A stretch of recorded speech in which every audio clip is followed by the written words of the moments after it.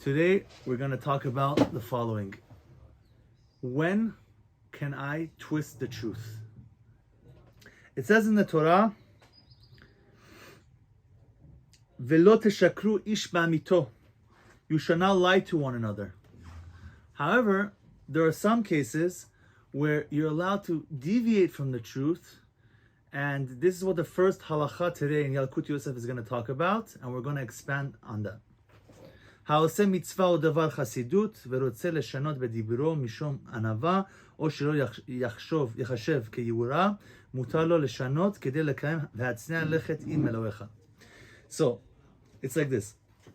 A person who wants to do a mitzvah or a pious act, and he wants to change his wording because of humility, or in order not to appear arrogant, he's allowed to do that in order to fulfill the verse that says, go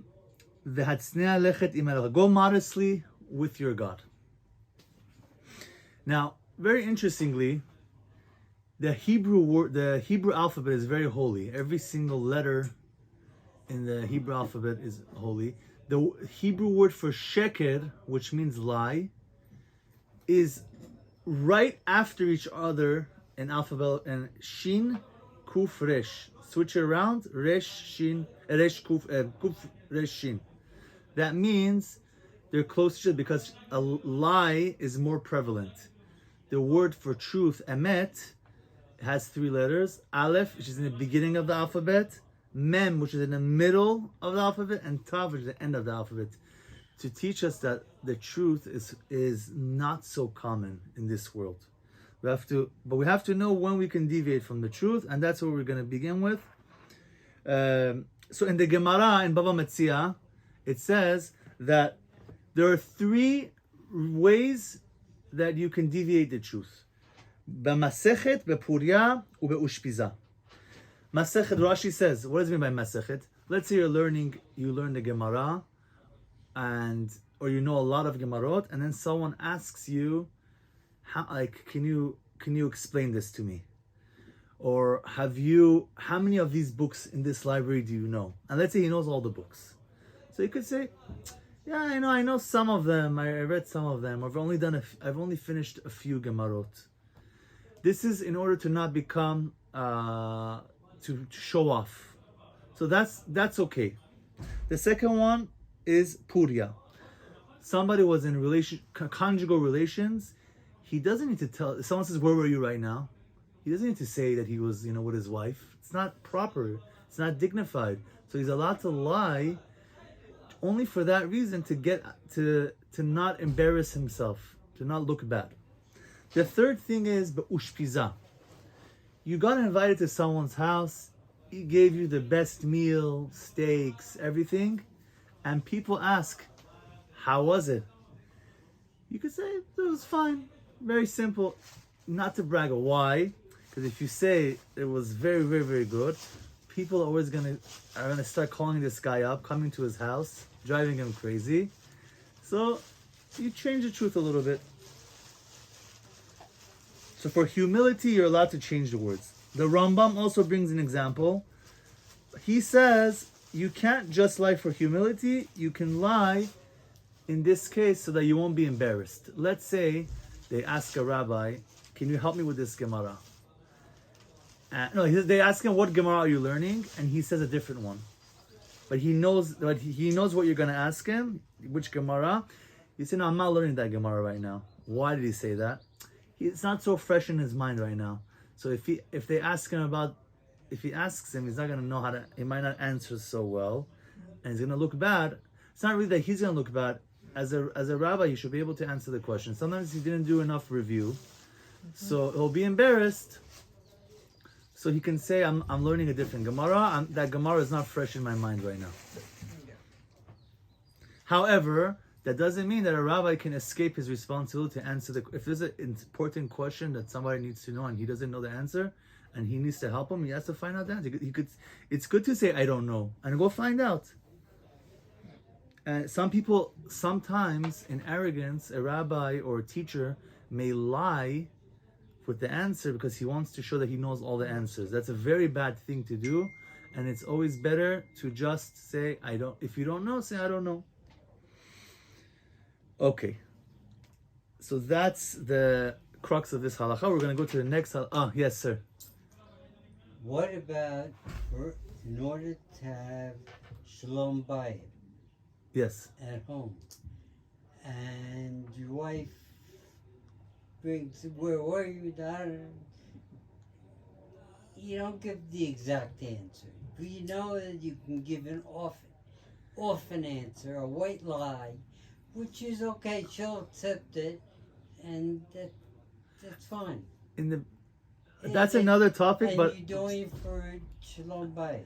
that's a whole. There's a whole topic on shalom bayit, on when you can lie in shalom bayit. But I'll just say for that one, you could say a place you really were. Like, let's say you were in like 3 places, and just say you're like one of the places you were in.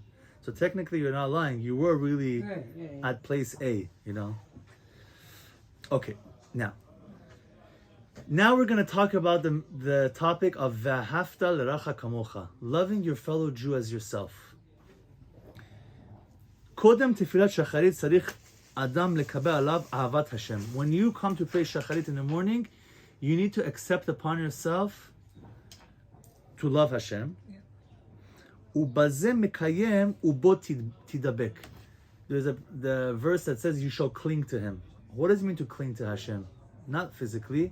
Means that you cling to His mitzvot, and that's how you get close to Hashem. וכמו שאמרו חכמים, ואתם הדבקים בהשם וכו'. וכי אפשר לו לאדם להידבק בשכינה, אלא הידבק במצוותיו. ולכן, יקדיש את מחשבתו הראשונה לקדוש ברוך הוא. You should connect your first thoughts to Hashem in the morning, ואחר כך יהיו כל מעשיו לתורה. If you have good, when you wake up in the morning, don't go look in your phone and check your messages, or make a call. You say Modeh Ani, your first mind, you think of Hashem, you think that He let you wake up again, and you go forward in that manner. That's going to bring you beracha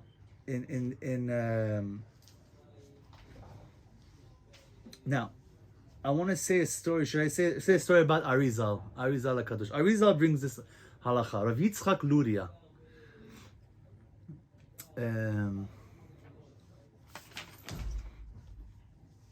Arizal, one time, a guy comes up to him. He was 40 years old. And he told him, I'm still not married. I don't know what to do. I tried everything. And Arizal had Ruach HaKodesh. He had almost like a prophecy. Divine inspiration, I think it's called in English. And he said to him, "Go. Your wife is waiting for you in Egypt. Go to Egypt. Go to the matchmaker and ask for this family's name. That's going to be your wife." And that's what he did. He went, he got married. He was married to her for 3 months. The wedding was extravagant. All the important people of Egypt were there. His father-in-law gave him a lot of money as a dowry, and everything was fine. After 3 months, she got sick and she died a day later.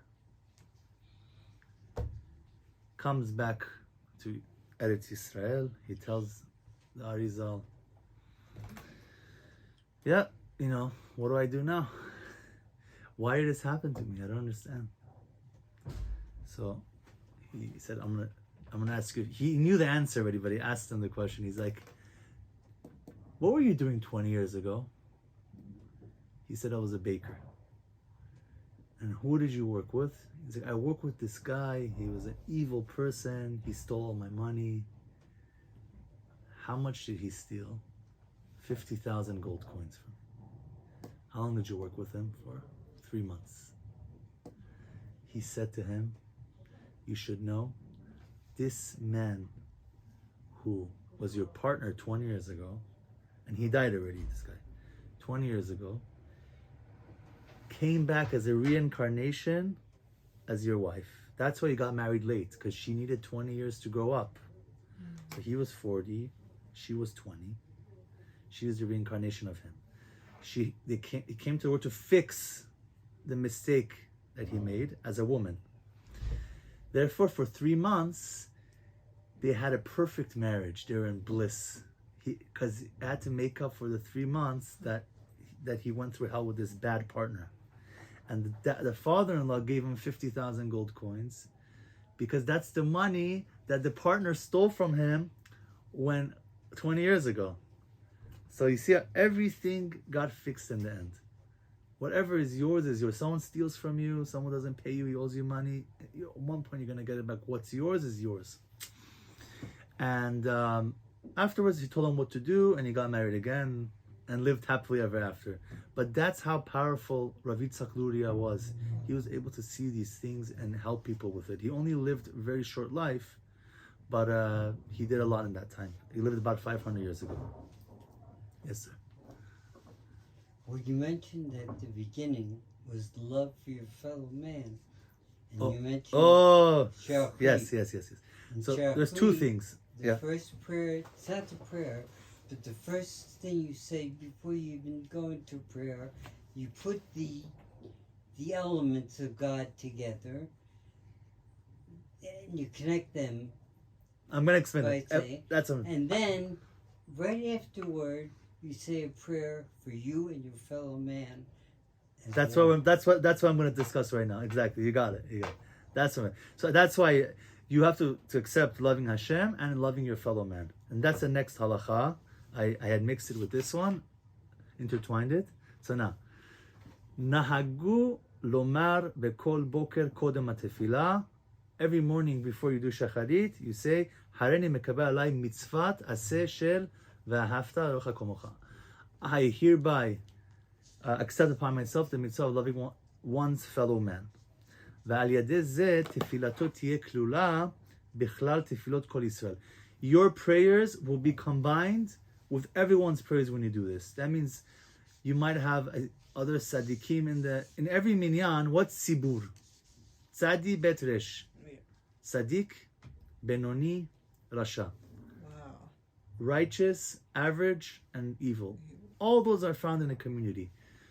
So when we all pray together, the guy who's less tzaddik will combine his prayers with the guy who's more of a tzaddik, and it goes higher. The tefillot are stronger. ותעשה פרי למעלה. ועל ידי שאוהב את חברו. And when you love your fellow man and you think about it, you won't steal from him, you won't withhold money from him, you go over his boundaries, you won't cause him damage, and so on and so forth. Now, when you are saying this statement, when you're saying, I take upon myself not to hate, it's in almost every Siddur, in the Sephardic Siddurim. I'm going to love my fellow man like myself. You have to have kavanah that you're not going to have any intention to hurt your fellow Jew.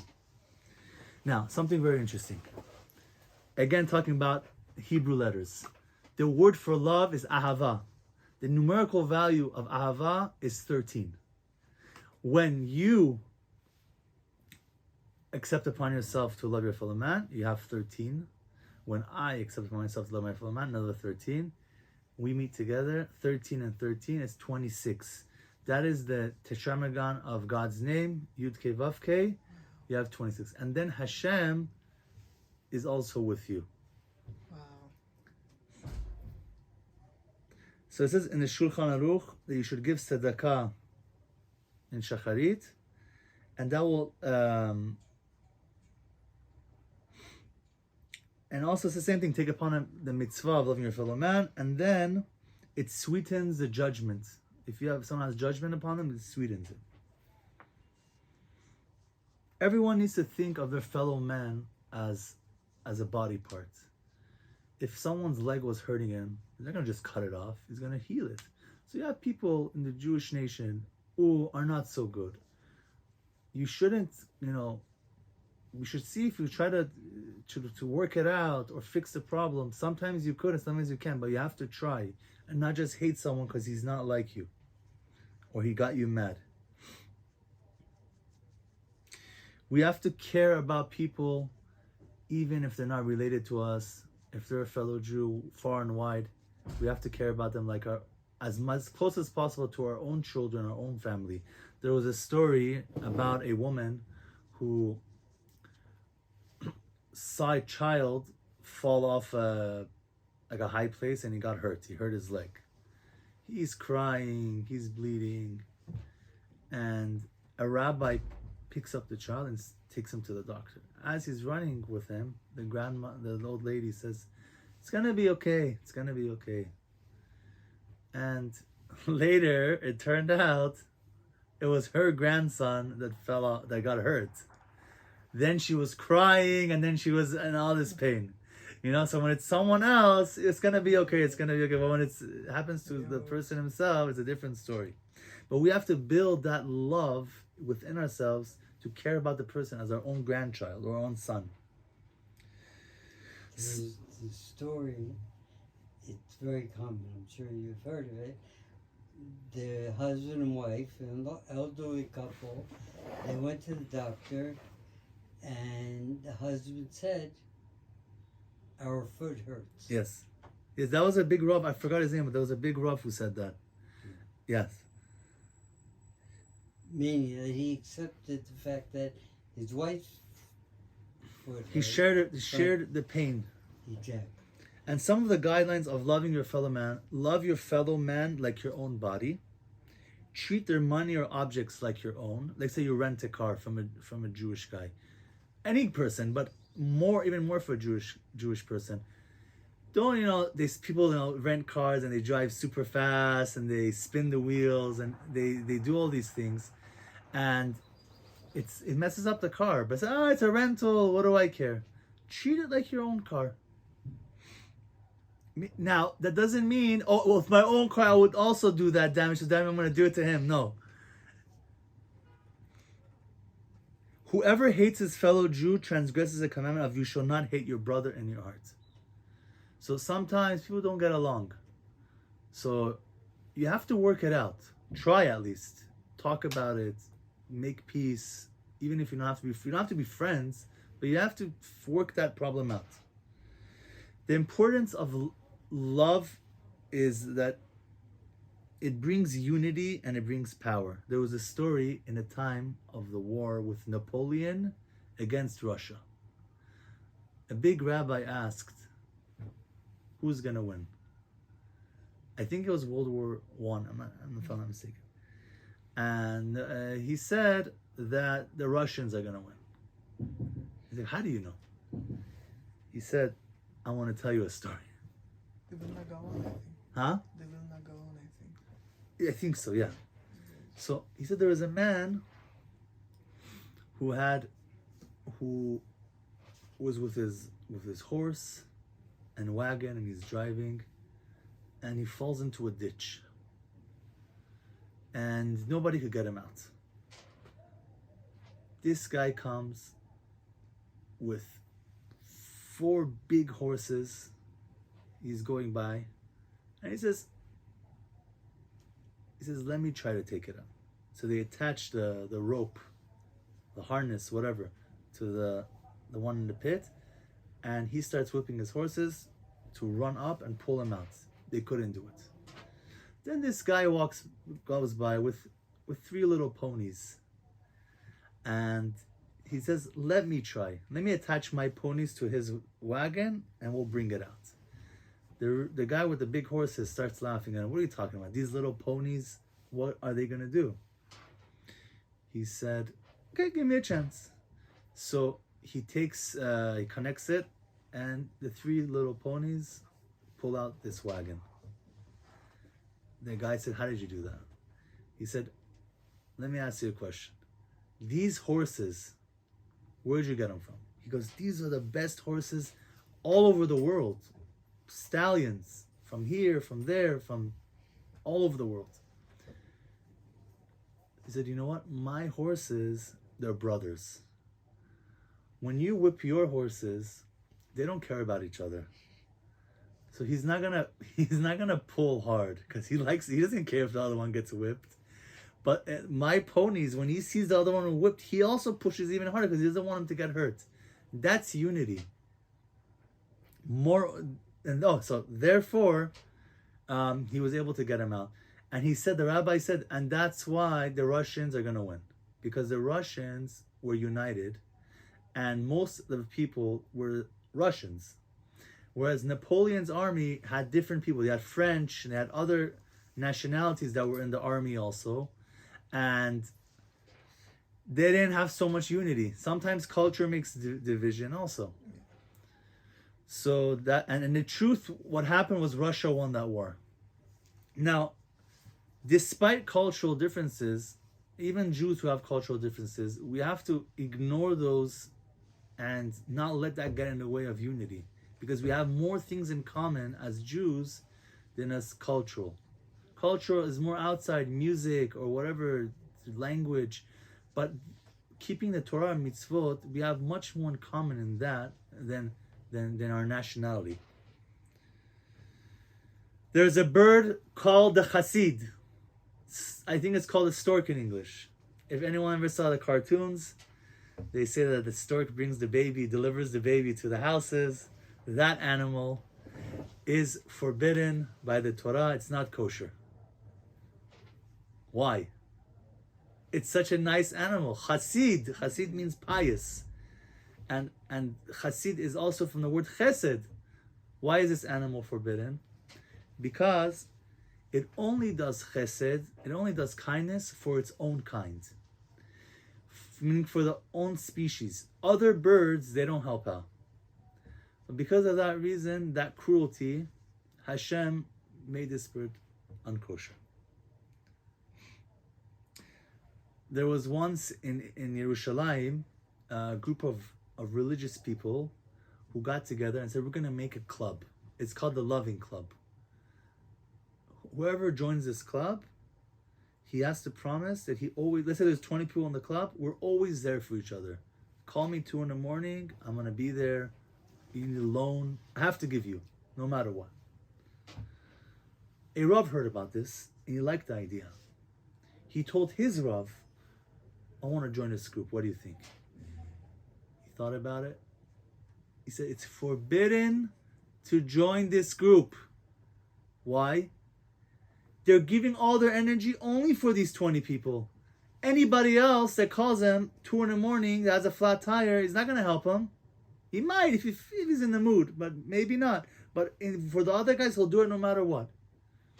And that's another factor of loving your fellow man. Don't only do it when it's convenient for you. You have to do it also when it's hard for you.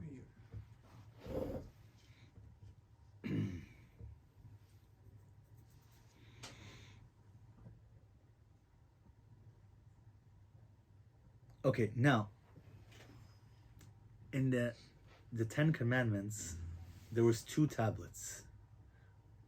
On one tablet it says all the 5 laws of man between Hashem. Keeping Shabbat, believing in one God, not to worship other gods. On the other 5, it's man between man. Treating it like not to steal, not to kill. But really, they're all combined. It's one tablet.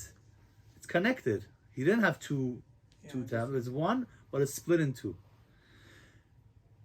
To teach us that ben adam lechavero and ben adam lemakom, you need both. Meaning, you need to respect and love your fellow man, and you need to love Hashem and do the mitzvot. You can't be a philanthropist and help people and love everyone and be nice and say, I don't want to keep Shabbat, I don't want to do anything, I don't want to keep kosher, I don't want to keep anything in the Torah.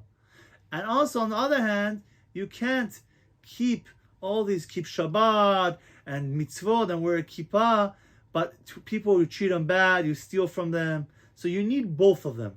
And that's why the pasuk says, V'ahavta re'acha kamocha, ani Hashem. Love your fellow man, I am God. That's the whole verse. You need both components in order to fully serve God. There's a story about Rabbi Shimon ben Shattach. He once went and he bought a donkey from an Arab. He sent his sons to go pick it up. They come home with this donkey and they see that on its neck there's like some expensive diamond on it. So the sons are like, we're rich now. We don't need to do anything. We're set for life. We can go sell this diamond. We're set. Rav Shimon said, no, I bought a donkey.